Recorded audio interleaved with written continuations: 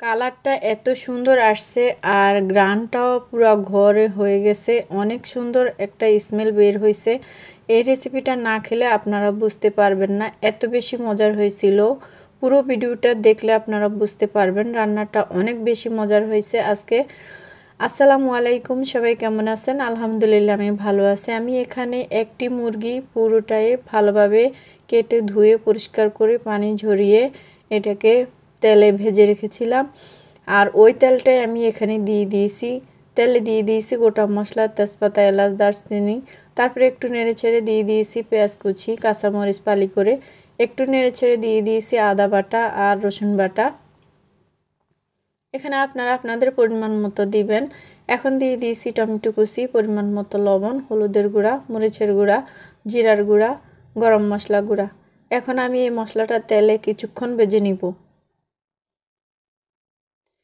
খুব সুন্দর করে ভেজে নিয়ে এখানে আমি কিছুটা গরম পানি অ্যাড করে দিব মশলাটা কষানোর জন্য। মশলাটা খুব ভালোভাবে কষিয়ে নিয়ে এখানে প্রাণ স্বাদের মশলা দিয়ে দিয়েছি। এই মশলাটা দিলে রান্নার স্বাদটা খুব ভালো আসে, তার জন্য আমি এটা দিই। রান্নাটা আপনারা এভাবে করতে পারেন, খেতে কিন্তু ভীষণ মজার হবে। তো খুব ভালোভাবে কষিয়ে নিয়েছি আমি। একটু সময় নিয়ে কষাতে হবে। মশলাটা খুব সুন্দরভাবে কষিয়ে গেছে, এখন তেল উপরে ভেসে আসছে। আমি এখানে ভেজে রাখা মাংসগুলো দিয়ে দিব। খুব সুন্দর করে এগুলো আমি ভেজে নিয়েছিলাম। এখন আমি একটু নেড়ে ছেড়ে দিব। একটু আলতো হাতে নেড়ে ছেড়ে দিতে হবে, না হলে মাংসগুলো কিন্তু খুলে যাবে। খুব সুন্দর করে মশলার সাথে নেড়ে ছেড়ে মিশিয়ে নিতে হবে। এখন আমি এটাকে ঢাকনা দিয়ে 5 মিনিট অপেক্ষা করব, আর মাঝে মাঝে ঢাকনা খুলে একটু নেড়ে দিব, না হলে কিন্তু নিচে থেকে মশলাটা পুড়ে যাবে।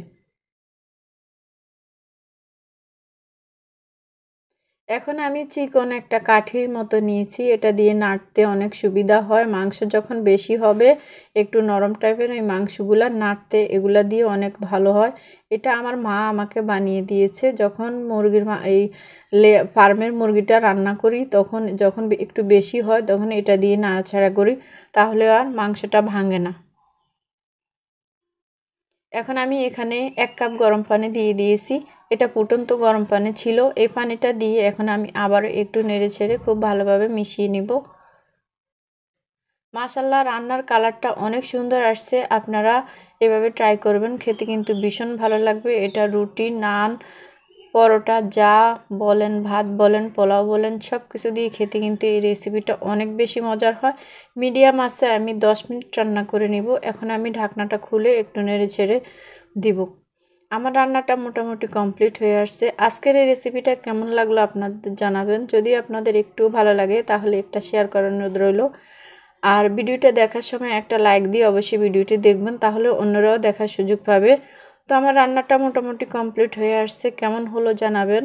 সবাই অনেক বেশি ভালো থাকবেন, সবার জন্য দোয়া রইল। আল্লাহ হাফেজ, আসসালামু আলাইকুম।